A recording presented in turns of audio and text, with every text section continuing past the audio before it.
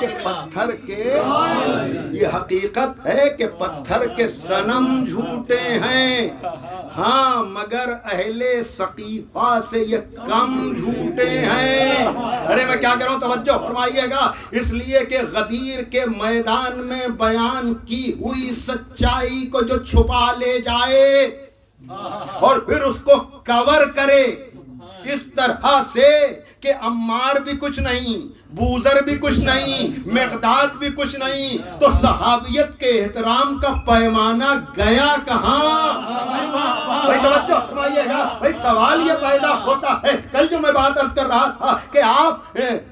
Pick and drop تو نہیں کر سکتے ہیں نا کہ جو دل چاہے آپ لے لیں، جسے آپ چاہیں رد کر دیں۔ نہیں، کربلا تو سب کو اسی لیے بے نقاب کرتی ہے کہ اگر جو غدیر کا منکر ہے وہ سر الشہادتین جیسی کتاب میں، اور میں چاہوں گا جیسا کہ میں نے کہا تھا کہ دیکھیے امام رضا کی ریان ابن شبیب والی روایت بھی محرم سے پہلے نقل ہونی چاہیے اور بٹنی چاہیے، اسی طرح سے جناب ابراہیم سے متعلق وہ روایت، اور اسی طرح سے سر الشہادتین ہی ہمارے درمیان ہونی چاہیے۔ اس لیے کہ اب تو کرم اللہ وجہہ کہتے ہوئے بھی مولا علی کو لوگوں کو ذرا سی شرم آنے لگی ہے، لیکن شاہ عبد العزیز تک مسلسل علی کو کرم اللہ وجہہ کہا جاتا تھا۔ اس لیے کہ کرم اللہ وجہہ کو اگر مان لیں گے تو بہت سی چیزیں خود بخود واضح ہو جائیں گی کہ ان کے لیے کرم اللہ وجہہ کیوں ہے، اوروں کے لیے رضی اللہ کیوں ہے۔